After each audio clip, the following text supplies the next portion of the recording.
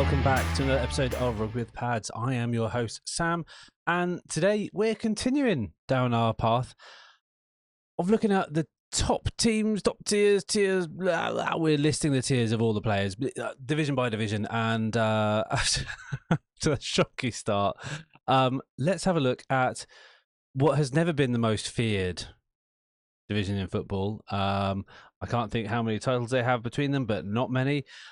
Let's look at the AFC South, and we're going to kick off with the Jacksonville Jaguars, who are in a process of transition.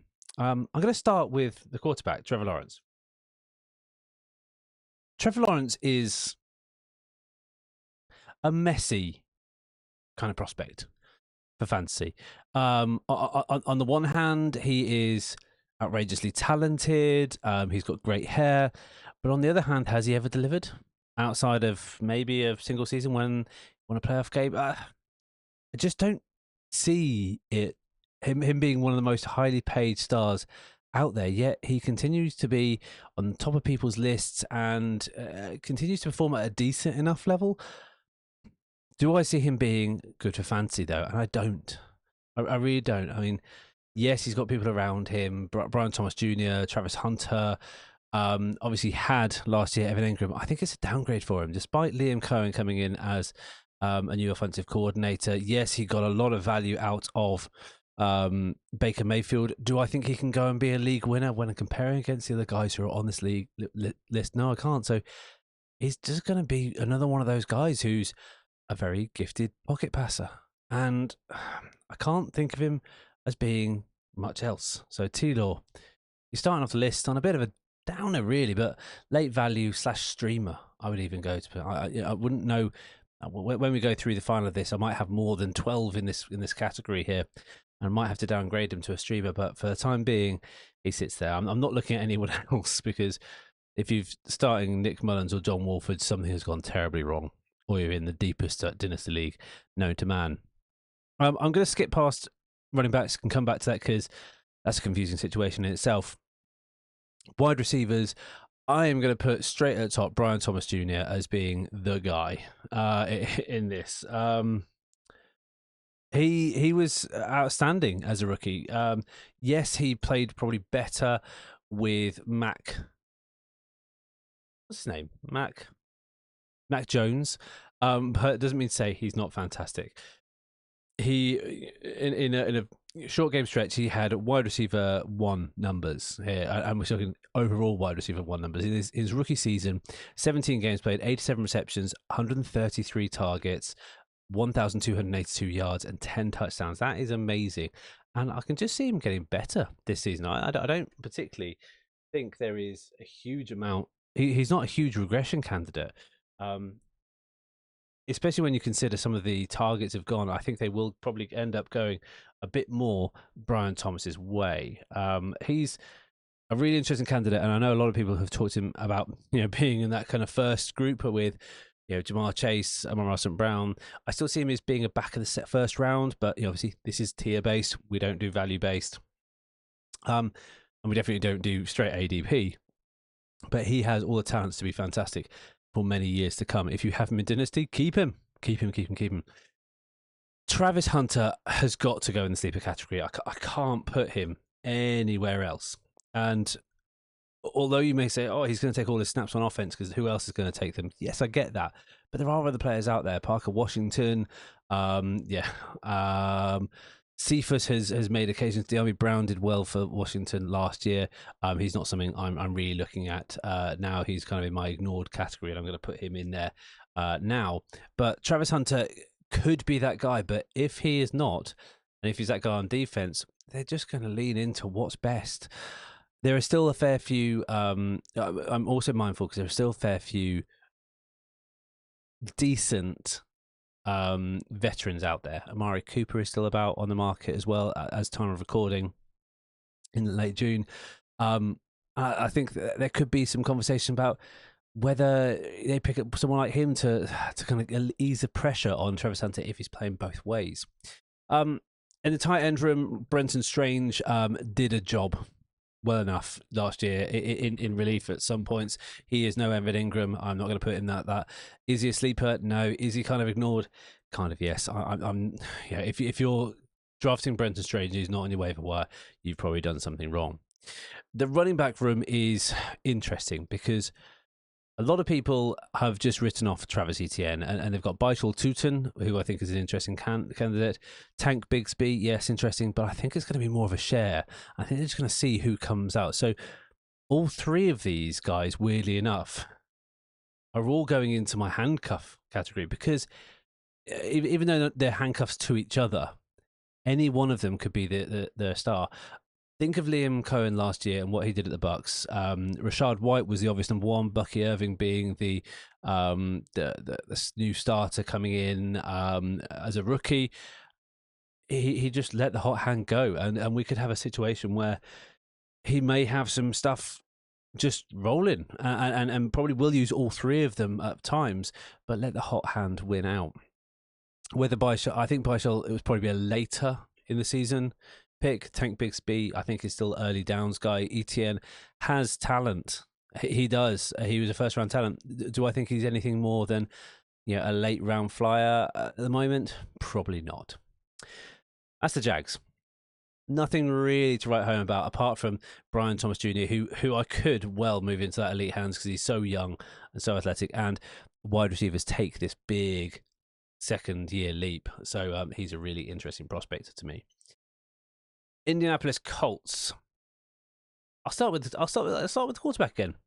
And if you are relying on Daniel Jones, you don't have a quarterback. If you're relying on Anthony Richardson, you pretty much don't have a quarterback. Anthony Richardson was not the guy last year. We know that. He didn't really show it. He showed flashes in his first season when he was available. Obviously got injured. Yeah, injured for most of the next season, all that kind of stuff. Obviously subbed himself out at one point last year. I think that's a maturity thing. He will get there. I still have faith for him in the long term as a hold. I don't have faith in him in redraft. And going into this season, I'm not relying on either of them. I think both of them are so error prone, and they do bring down the rest of the offense around them. Daniel Jones is probably a better shorter passer, but long balls, he telegraphs so badly that he's going to create so many turnover opportunities. Anthony Richardson turnover opportunities in the opposite way. He throws it so damn hard and so damn inaccurate in the short game. The thing's going to bounce off people's chests, and you saw that so many times. Yes, he can do the long bombs, but are the plays and the play action game going to develop enough to allow him to do that? I don't think so. And I think that brings down everyone. And that's why this hurts me to say, but Jonathan Taylor is RB2 and firmly in that. I just don't think they're going to be a good enough offense. And I hope I'm wrong. I really hope I'm wrong. That said, I'm trying to convince myself here. So Jonathan Taylor is a great prospect. He was a previous RB1 in a season before when no one thought he was going to be. I think he was quite a late round pick potentially, and he did it against the odds in a team that really shouldn't have. Daniel Jones has also supported really good seasons from Saquon Barkley, who I do see comps in skill set. Maybe Jonathan Taylor is a better or more solid straight inline runner here. I'm going to put Jonathan Taylor, if you can get him at value, he is a bit of a league winner for you potentially, because but there are so many caveats to that. I'm always going to put a star behind this. If the offense is good enough, if there is enough red zone opportunities, if it's Daniel Jones, he is good. If it is Anthony Richardson who's going to take those red zone touches, if it is, there are so many ifs. He could be way down and basically just be, ETN level productivity. I still think he'll be an RB, 2.5 in that kind of 20 to 30 range overall. But could he be an RB1?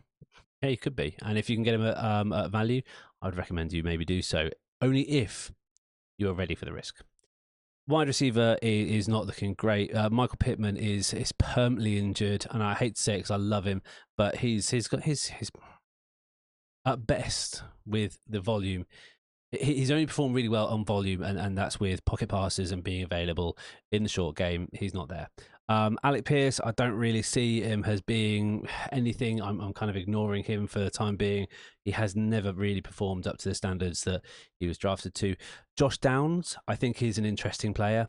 I think he has the ability to break games and be the mismatch either from the slot or out wide. He's really, really useful. And unfortunately, Adonai Mitchell, I just can't really see him breaking out at all. He's really not shown it. And let's dig into his stats here. Yes, there are our second and third year receivers who do break out, but if you look at his first year, 23 receptions, 17 games, 55 targets. That is not what you want. I don't. Where was he drafted? He was drafted in the second round, pick 52. Yeah, there are better options, and I just don't think they trust him. And I'm also bringing everyone down because of the quarterback room. It's just not what you're looking for. At tight end, though, I think it's a different opinion. I think they do have a number one, and I'm going to put straight away. I'm going to put. He's in the same tier as Colston Loveland, but Tyler Warren. He was my more direct Kittle comp when watching him play. Whether they use him like that, that's interesting. I think for Anthony Richardson or Daniel Jones, having a seam beater in the kind of middle of the pack who could play in line, could do that, can mix up a little bit and give them some variety in their offense. He's someone I'm looking at there. But outside of that, if you're drafting Mo Alley Cox, who hurt you? I think is the question. So, again, this is probably going to be the story of this division, but there's no one really. I'm just like, yay for the top guy being Brian Thomas Jr. so far. No one at the Colts. If you're drafting a bunch of Colts, you're either looking for some late round fires or you've done something wrong. You've turned wrong, turned left at the wrong time. The Texans is a bit rosier. I think CJ Stroud has potential to be a league winner, and I'm going to put him in there. I do think he last year struggled, and let's talk about offensive line here. The offensive line has got worse. They're expecting guys to step up and perform better than they did last year. That's it. They haven't got a plan B really. Yes, they've lost Laramie Tunsil. Lost is an interesting way to look at it because Larry Tunsil wasn't performing, but he was definitely the best performer. But they have gained a lot. They've gained more options in the running game, and if they can stick to that and they can have a good run game through that, then it opens at the pass game. I still think CJ Stroud will be drafted low based on last year's performance, but I think he will still have a little bit of hype around him, and you could maybe ride him as your quarterback 2 if you can get him late. If you're relying on his quarterback 1, you've maybe got to think about what that actually means to the rest of the makeup of your team. But yeah, I think he's fantastically talented, and we showed that in his first year. He didn't have the sophomore breakout. Was it sophomore breakout, or was he good in his second year? I can never remember these stats sometimes, how long they've been about. Yeah, in his second year, not nearly as good enough. He's not hitting that 4,000. He didn't do too badly, though. I didn't realise that. I think we were all just so surprised. But hopefully third year, little less injury worry potentially. He'll be great. Now, before the announcement of Nick Chubb coming into the house and Joe Mixon having injuries, Joe Mixon was your RB1 workhorse. These days, I think with him getting on a little bit, this is going to be his age 29 season, I believe. Yeah, this will be his age 29 season. Obviously, Nick Chubb is at a similar level there. He's 29. He'll be going into 30. But let's take a look at Joe Mixon last year, and he just had volume. It felt like 245 carries, 1,000 yards, 4.1 a carry, and he sits around that 4.1 a clip. But let's say you took away a third of his carries, you're taking away a third of his yards. Do you want a guy who's just going to get you 707? No, it's not bad, but that is not league winner performance.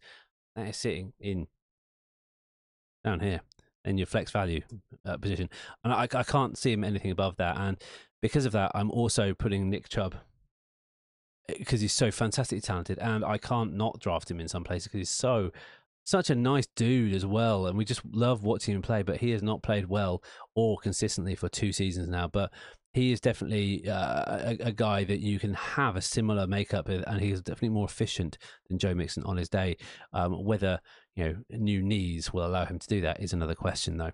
But I'm positive about the run game. This is why I'm positive about CJ Stroud as well, because I think the run game opens up a lot more for CJ Stroud himself. The wide receiver room is stacked. Nico Collins is your locked in number one. So talented, so good. Everyone else, I have no idea. Jaden Higgins, Jalen Noel, very similar characters, same school. Christian Kirk is the same again. Tank Dell is maybe your opposite. John Mechie. All of these guys have sleeper potential. And that's all I can say. I don't know who it's going to be. It's going to be, although Texans wide receivers are all in that group. Yes, I probably put Christian Kirk as ignored, but he has been fantastically productive. I don't think he's a sleeper. I think he's more of a flex value, and maybe put him there. Tank Dell, if he can stay yeah, I don't know. I'm just grouping them all in there because at the moment I can't see who's going to be, and maybe post the training camp and post preseason, I'll have a bit more opportunity. I think maybe it's a case of we've had so many injuries, but stack up on those positions and make sure that no one dies a death. Dalton Schultz, because I think this room is so crowded elsewhere. I always thought he could be wide receiver one upside because the room is so crowded, but these days I'm seeing him as flex value only. He's one of those consistent names who's going to get you a decent amount of yards, a decent amount of touchdowns. He's going to get some looks. He's there. Nothing to write home about, but the Texans, if you compare them on balance, is more positive. Although I'm not particularly enthused by the run game. Joe Mixon, I think, is got a really good value, regardless. And I think at the moment his ADP is late in the fourth. You get him in there, and you're getting the same that you got, or 90% of what you got last year. You're fantastic. But I think having the room that they have, having the personnel they have, is going to unlock the run game, which will unlock the pass game through play action, which is where CJ Stroud should thrive. But that was good. Let's look at the Cam Ward in the Titans. Yes, he's good. I think that's true. But do I see anything around him making it any better for him? No. The running game is still fine. I think Tony Pollard, takes your flex value spot. Ty J Spears is, if he's available, he's good. He gets his own. He's got value of his own as well, but I think he's stronger as a handcuff. But looking at the wide receiver room, you've got Calvin Ridley, who I think is better than you think, but he is no better than a flex value.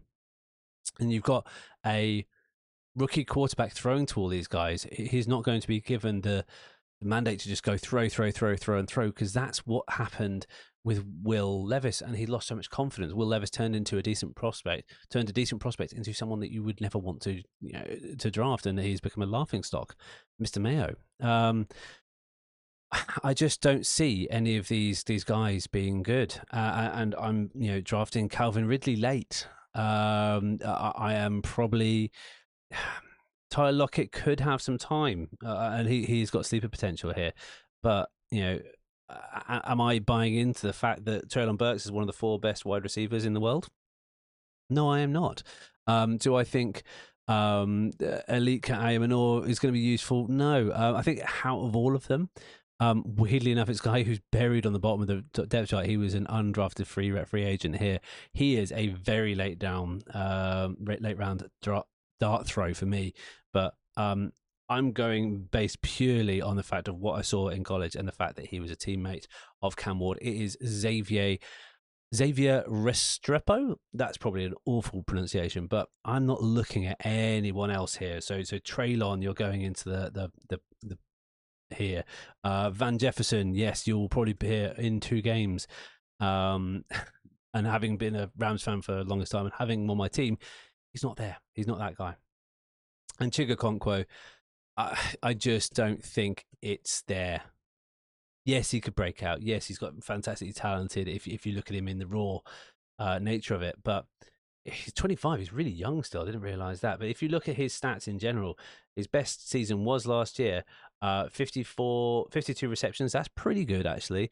479 and 2. He's not a red zone target. He's not someone I'm going to be paying much attention. So, unfortunately, I know the I'm generally more negative around the tight end position, but even though I really appreciate it, I think tight ends themselves are fantastically talented.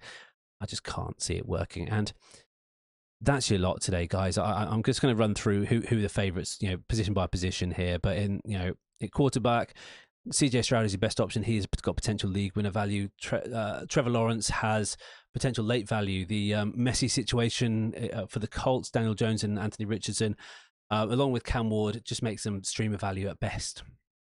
And that is at best. In the running back room, it's a little bit better. Maybe there's more kind of middle ground for these guys. Jonathan Taylor has the opportunity to be a league winner, but there's a heavy caveat there. Joe Mixon could move up into that tier as well, but I think Nick Chubb and the opportunity actually brings him down, but overall unlocks the game. So either one of these guys could have distinct value, especially where they're being drafted. Tony Pollard is going to be solid, but he's not going to be fantastic.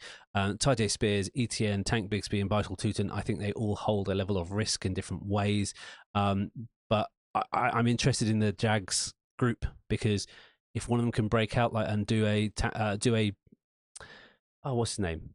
Bucky Irving impression this next year, I'll be really interested. There are two really fantastic wide receiver options in the AFC South. Brian Thomas Jr. and Nico Collins are great, but out of that, I don't see anyone being in that kind of wide receiver 2 league winner opportunity with that upside. Pittman and Calvin Ridley are volume plays at best. They're the wide receiver 1s for their respective team, but their respective teams are not great. There are some fantastic sleeper opportunities though. Travis Hunter, if he has that work balance, I think is really interesting. Josh Downs, I think, could be interesting as well. Any of the other Texans wide receivers could also be very interesting. I'm probably leaning, if I'm kind of going to pin to any of them, Jaden Higgins, probably. I don't know. I think they're all very similar archetypes, so it'll be interesting to see who breaks out there. Tyler Lockett can be that field stretcher if he's still got legs. So hopefully he still does. I still saw it last year, even though he wasn't used in that same way with JSN breaking out. And Xavier Restrepo, I just think there is something there, and I would love to be proved wrong. No, love to be proved right, actually. If I'm proved wrong, so be it. It's a bit of a long shot. Outside of that, De'Ami Brown, Alec Pierce, Adonai Mitchell, Treylon Burks, Van Jefferson, I'm ignoring them. They are not people who you should be rostering. And I'm probably also ignoring Tigger Conquo as well. Mo Ali Cox, Brenton Strange, the tight end rooms is not interesting to me at all. Dalton Schultz gives you some level of upside, but he's a solid player, nothing else. If you want upside, though, Tyler Warren, I think the rookie class was great, and the two first round wide receivers, Tyler Warren and Colston Loveland, I didn't have them much separated. I still don't. I think their opportunity is great, and he's probably the one bright spot in the passing game for the Colts that I really think could be exploited in fantasy. That's your lot today, guys. Thank you so much for listening. If you like this kind of stuff, I will be doing the next episode will be on the NFC South, so tune in if you're a fan or if you just want to understand what's going on there.